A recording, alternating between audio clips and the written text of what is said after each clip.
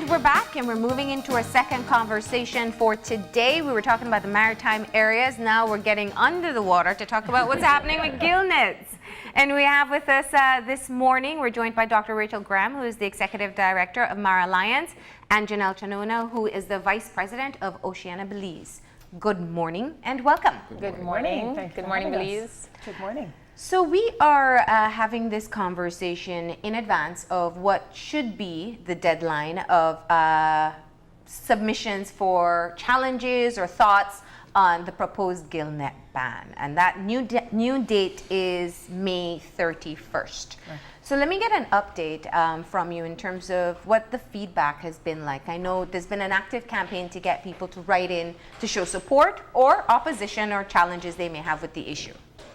So as far as we're aware, we know through our organizations and being able to take the form out physically because it was designed by the ministry. Some people said it wasn't user-friendly. So we made an effort then to go out, take forms, create a link that uses the exact same form, but just so that people can do it from their phones, that people don't have to get behind a laptop, because we know how dependent we are on our handheld devices.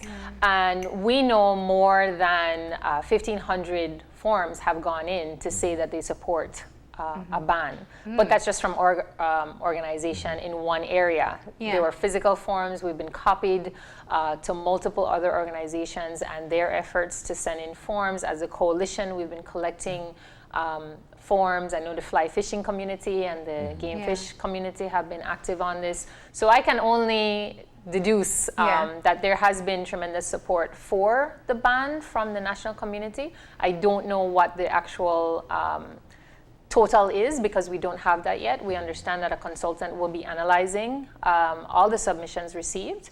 And we had the notice that the deadline has been extended. So that gives us more time to get even more submissions in and more science in, because as we've been talking with national and international groups, they've been saying, oh, did you see this study? No, please send it to me. So there is tremendous, I think, data that supports this, and certainly national sentiment that we've encountered has said yes. And I think our efforts to get that national data about who's using this gear and where they're using it and how we can move past this gear that we will reveal on Wednesday supports a transition away from this type of gear.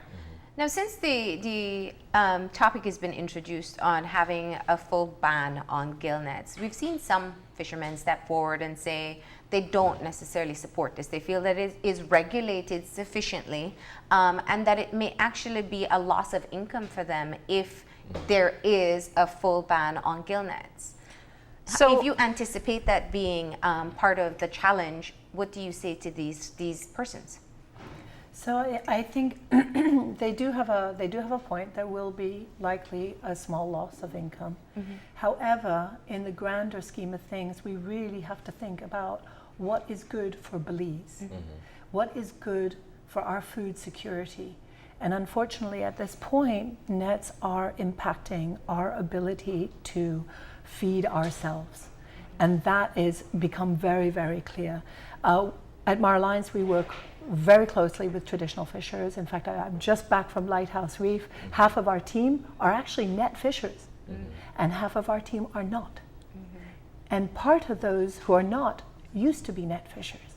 So we had incredibly interesting discussions over the past week and a half between the two groups, and hearing all those points of view and coming back to that forum that you mentioned.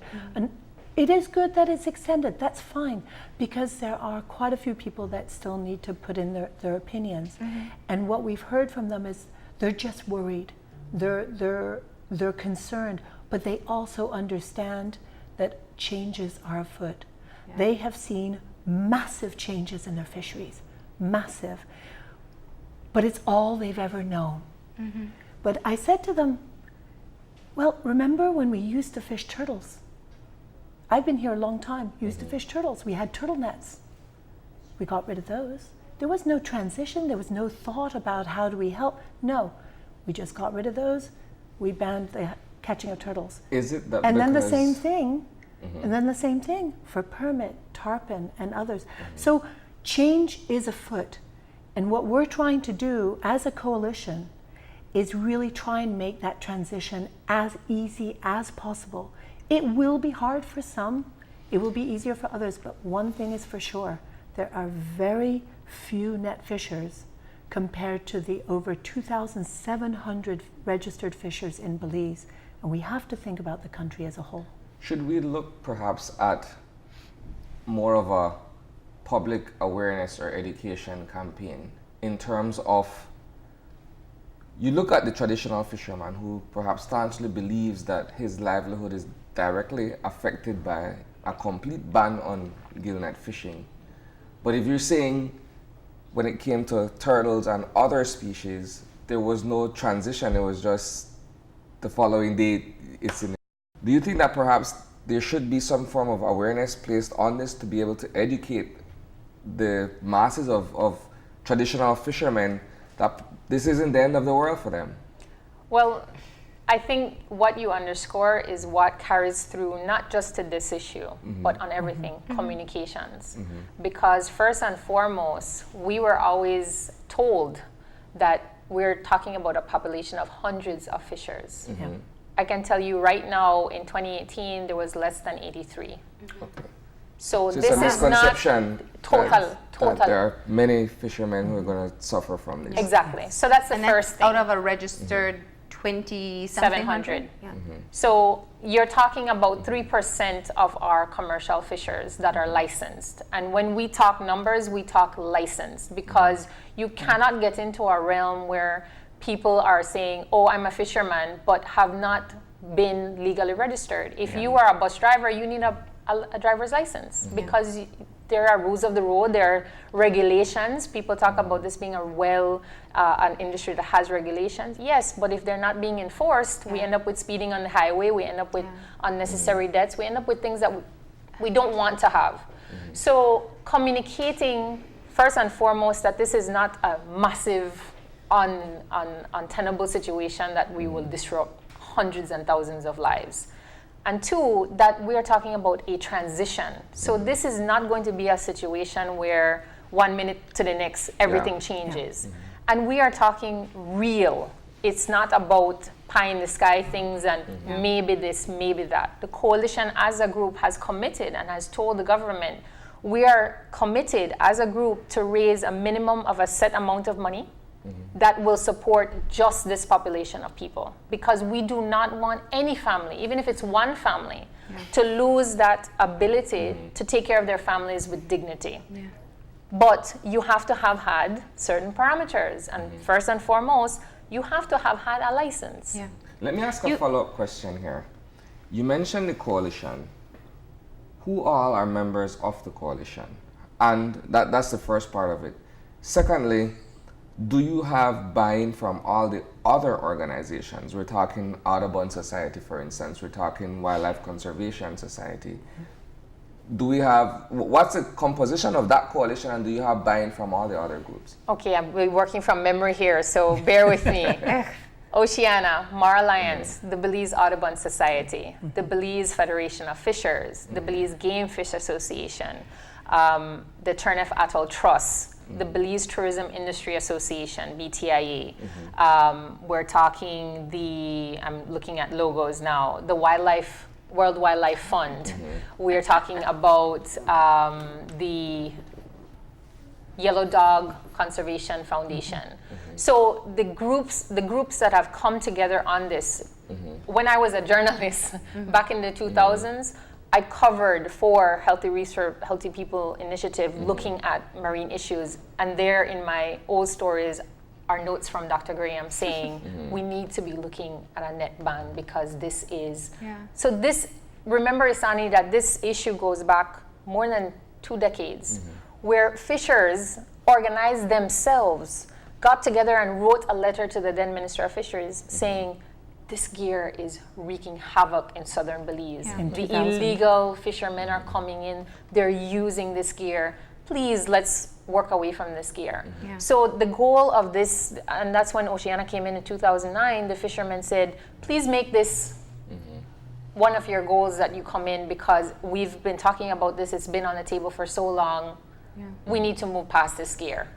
And when you look, Isani, between 2015 and 2018, as I said, we'll share the details, but you look at that population of people, at no time in any one of those years were the registered fishers in that more than 100 people. Wow. Now, one of the questions I think that needs to be answered, because when you're working towards significant changes, whether it's for the good of the environment or whatever the ultimate purpose is, there are many times that you go through the route of regulations and all these different protocols in place to kind of get things in order. This is a very regulated industry and tool specifically. There's a size limitation. Yes. There's a specific area where it can go and cannot go. There are people who have to register to use it. And as you've said, you've successfully been able to get that information, and it's only about 83. So my question is, why hasn't that been enough? Why hasn't the regulation set on gill net use been enough to mitigate what you're saying is the problem with all the different impacts that you've explained? So I think a lot of it comes down to enforcement. And I think that is where, unfortunately, we fall a little short. And everybody's trying very, very hard, between the Fisheries Department, between Coast Guard, between all of the NGOs that co-manage these marine protected areas and beyond. But we have 250 kilometers plus all of the areas around the atolls to enforce. And then we've got the additional considerations of transboundary traffic as well, and illegal, unreported, and unregulated fishing. So there's a lot on people's minds. And being able to go up to a fisher with a net and say, let me just check your mesh size, and let me see, is this 100 meter? There is no time. It's not realistic. It's very unrealistic. And this is another reason why we are proposing a prohibition of nets, because the enforcement is so overwhelming, you need to simplify it. It needs to be black and white. And there's another aspect that's going to be fantastic if we do that. Yes, there'll be a transition period, but imagine the fisheries can come back. And this is why we're so positive. In places where you do have net bans, like for example, the Florida state ban of 3 miles out, you have the fisheries coming back, the mullet and a whole host of other finfish, and incredibly enough, a species that used to be abundant in Belize that is now ecologically and potentially entirely extinct, which is the sawfish. Gone because of nets. They too could come back. And they have really well in Florida, for example, and in places where you ban nets. But back to the enforcement, that's really critical. So if you have that kind of black and white, you can then engage the public. The public can become part of your eyes. And then it becomes okay to say, wait a second, that's a net. No, we will not stand for that. And that comes back to communication. We work together as a country. We work together across sectors, because right now we're siloed. We can come together because we have a longer term vision. It's not just this. We've got bigger things coming down the hopper, and we need to make sure that our seas and our fisheries are as resilient as possible. And to Isani's question last, this is where all of the groups agree. We have a situation where you're looking across the board and the numbers are tracking a certain way. That does not bode well for food security. That does not bode well for not livelihoods. getting as much fish out of the water. Well, and it's also about taking them out in a way that supports keeping them at a population level where they can continue to replenish themselves. And that was the whole concept of having a marine protected area, having replenishment zones, having management. But you could write the best stuff on paper. If it does not translate out at sea, we do not have the type of results. And that is why, back to the word communication, I think that worked because the fishers understood we need to be having these zones. But if illegal fishers are going to be coming in, and I mean nationally and transboundary fishers, coming into these areas and not getting that community buy-in right off of saying, I can't fish in this zone because it's going to compromise everything and everybody for everything, then we're hurting ourselves. And it's also, there's another aspect that a lot of people don't talk about, and that's equitable fisheries. So why is it that a registered fisher who will go out with hook and line, do everything to abide by rules, that's the effort of one hook, has to work with somebody who has 100 to 1,000 times the effort on the same fishing permit? And so there you have absolute inequality in terms of fishing effort. And so we're trying to ensure that there's more equitable fisheries throughout Belize by doing that, and just smoothing out the effort amongst all. And what's the alternative that you're proposing? I hear very clearly where you talk of wanting to raise resources to be able to assist with those who are currently using gill nets. I know you work as a coalition in educating fishermen, educating their families, startup businesses, all these things to help to allow for an income source to continue. What's the alternative in the case of gill net users? Well, it's in the numbers. If you have 3% of the population using a specific type of gear, and everybody is making their living from fishing, it's been so incredible and so positively motivating that you have a population of fishers from the commercial fishers not using this gear, saying, if anybody does not know how to fish, how to navigate bigger water, how to get into another type of fishing, I am there to support them. And it also, Marlene, I want to underscore that we know that change is scary. We know that it's intimidating. But we also know that this is not a passing thing. People are caring now to the point of knowing where their food is coming from and how it is sourced, how it is caught internationally. So when our products go out, they want to know who's catching this, where are they catching this, is this harmful? There are rankings. So if we can get in now, I mean, we have one of the more sustainable ways of catching lobster, for instance. We can make sure that if we make our fisheries sustainably done, and our fishers are aware that every effort that they're doing to catch it sustainably, we see this movement from the hook stick to the snare. To the snare for lobster. We're talking about moving away from gill nets to selective gear. That helps us economically as well, because it keeps us in the realm of those major global purchasers who are now being, let's not say forced, but encouraged to know where your food is coming from. And that bodes well for everybody, because it's stability in your income. It's not, I have to take what price I get. It's you being able to set a premium price for your product on the basis that it's sustainable and getting paid for it. And there are regional experiences coming out of Bahamas with their conch. They made some big moves, and now they're being pursued because see what says get your conch from Bahamas, or see what says, or MSC says this is a product that is safe to consume and it's not harming everybody. So this is the big picture, and this is where the change now that I can make on this level is going to help me in the long term, because as Rachael says, there's sufficient proof for us to know that if we make these changes here, we can be on the right trend and we can get paid for it. So I don't want to miss a very important step in this, in which you use the Freedom of Information Act, which we don't talk about enough, to get a specific list of persons who are registered. And it took you a bit of time to get the information, but you've managed to successfully do so. Please explain to me why you went this route and what you've been able to find out. So we've been asking for this data since 2015. We know we had a series of changes at the ministry, and CEOs switched out and ministries changed. We had an election in the middle there. So we have been very patient in terms of saying we understand, whatever. However, we need this data, and we kept asking. And finally, we got to a point where it's like, okay, maybe we have to go a different route, because obviously we've asked enough times and it's not working, and you can't be doing the same thing and expect a different result. And so we went through the FOIA requests, and we got that data after it was sent to the Ombudsman's office. And there were some moments in there where we thought, okay, what's happening? Why is this taking so long? But we got it in the end. Deliberately frustrating to try to thwart the process?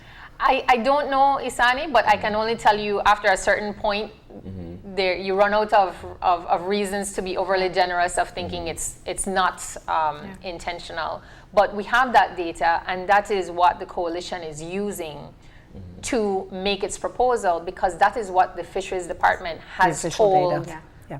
the ombudsman legally, this is the data. Yeah. And we wanted that information because we want to be making our proposals realistically. We want to be making these proposals in the context of, as I said, the licensed population of people. It's $25 to register as a gill netter.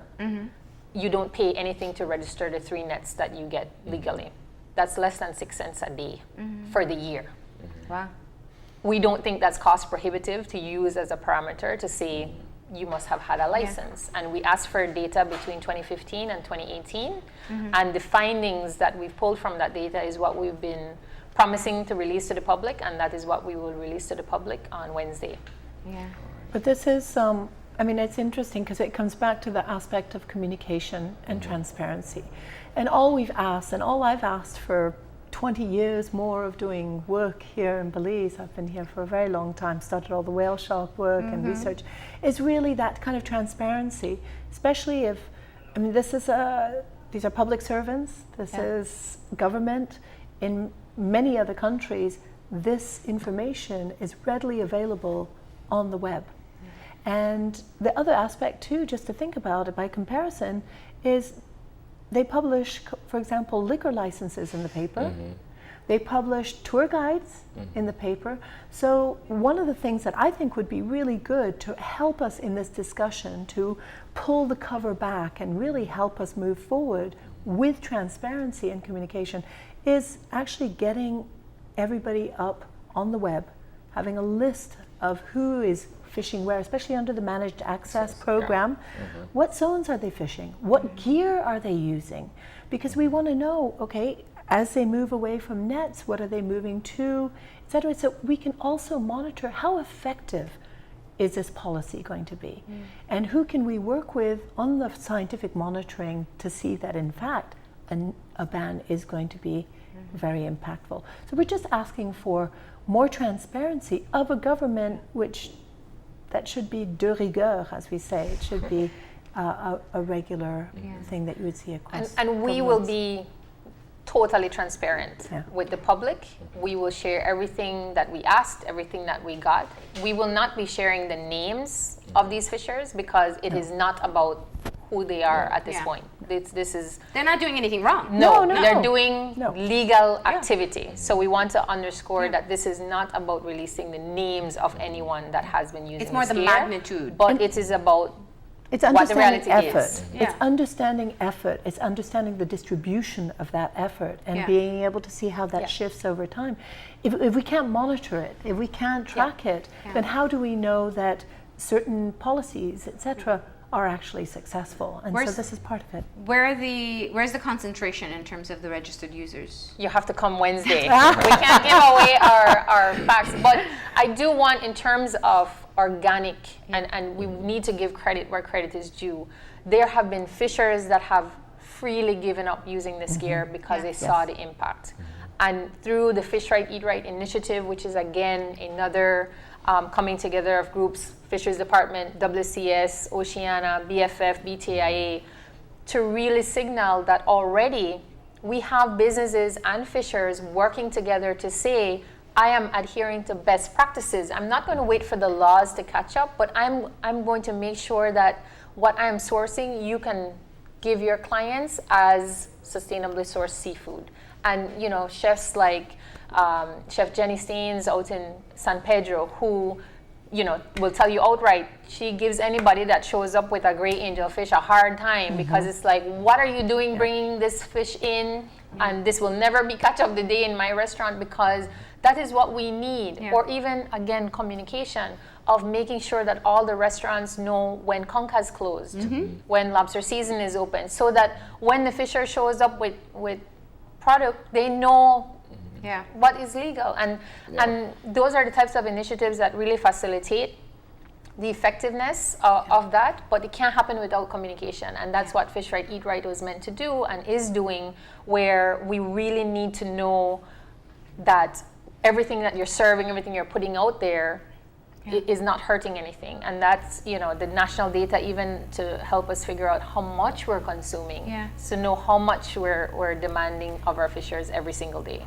My final question, you ladies understand the challenge that you're up against more so than anyone else. And you work very much collaboratively with each other and with the government ministries. When you're talking about 3% of your licensed fishers using this tool and all the science that shows what the potential impact may be, why is it so hard to get the ban in place? I think that's a $64,000 question sometimes. Yes, it is. And it's interesting that there's a vocal minority that is literally hijacking the majority of fishers.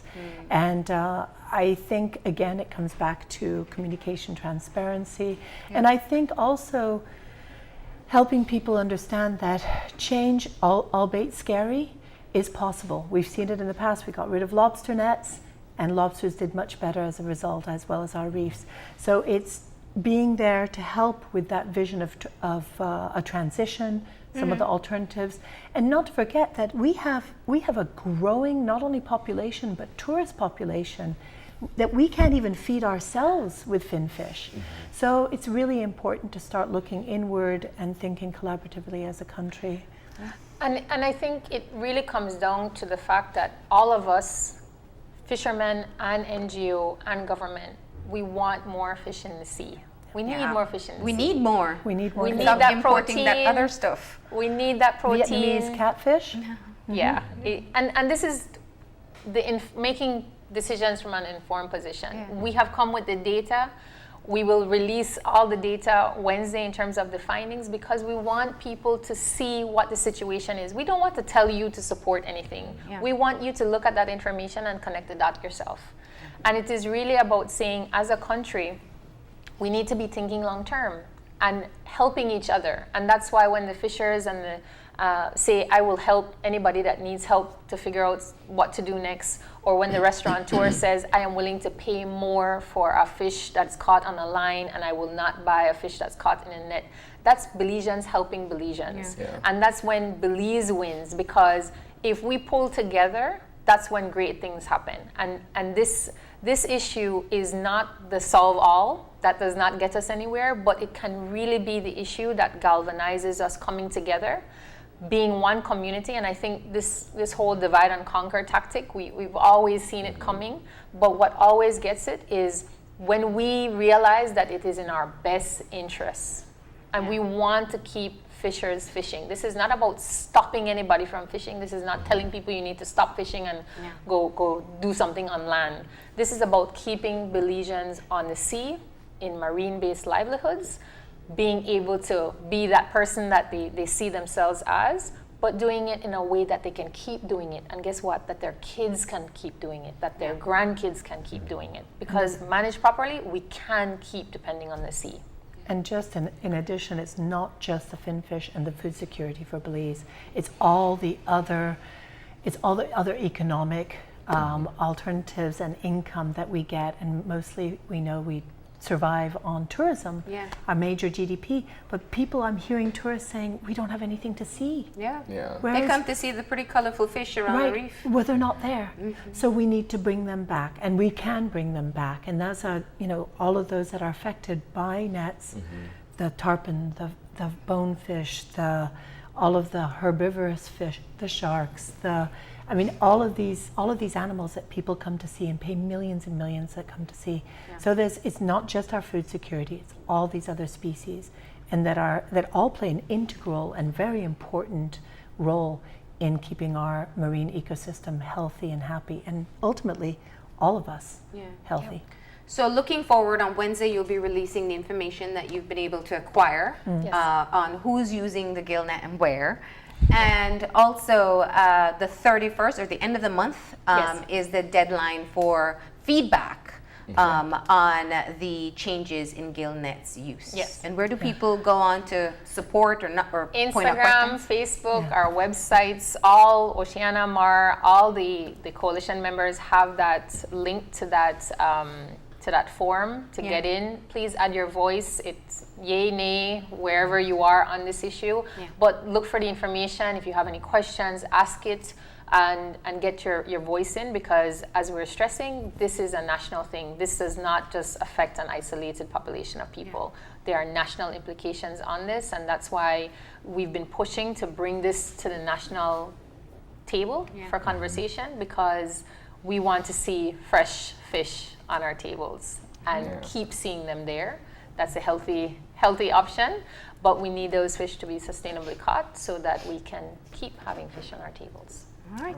Thank you for coming in and providing the update, and we look forward to that information on Wednesday. Promising you will for be having us. interesting. We're going to go ahead and take a break. When we come back, we'll be talking about the Female Entrepreneurship Program and their upcoming networking event, so stay tuned.